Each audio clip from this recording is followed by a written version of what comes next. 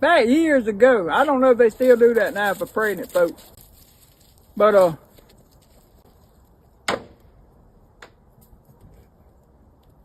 they had this thing when you got pregnant, you know, especially the first time, you know, me and my wife, you know, she was born pregnant. But anyway, they call it Braxton Hicks. We had to go to the Lamont class. Lamont, anyway, that he, breathing crap. I thought it was stupid. I had to work, you know. And we live way out in the country. But anyway, I went. I mean, at least I could do, you know. But anyway, that woman we went there with like 50 other couples, you know, and they look like smart folks, you know, but nobody ever come up with the question I had. I kept waiting. Nobody asked.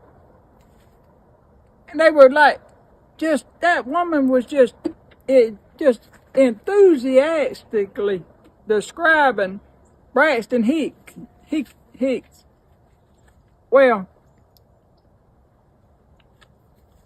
and they said, you know, that would be false labor. But when you get them down there, it's fake. They ain't dilating. And I knew it's going to be about 2 o'clock in the morning when it's time to do it. And I got a, you know, bad time for me. Well, I just thought, I mean, honestly,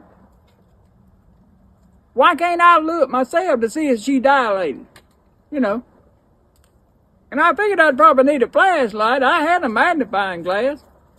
But I mean, and I asked, you know, just asked the instructor, you know, I live way out in the sticks.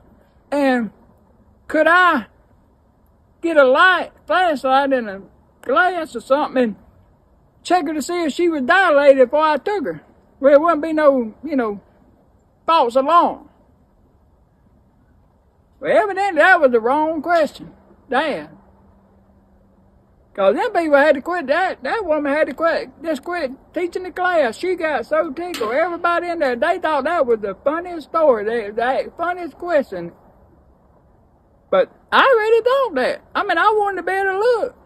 I mean, I would check it myself, you know. Keep me from having to go down there for that.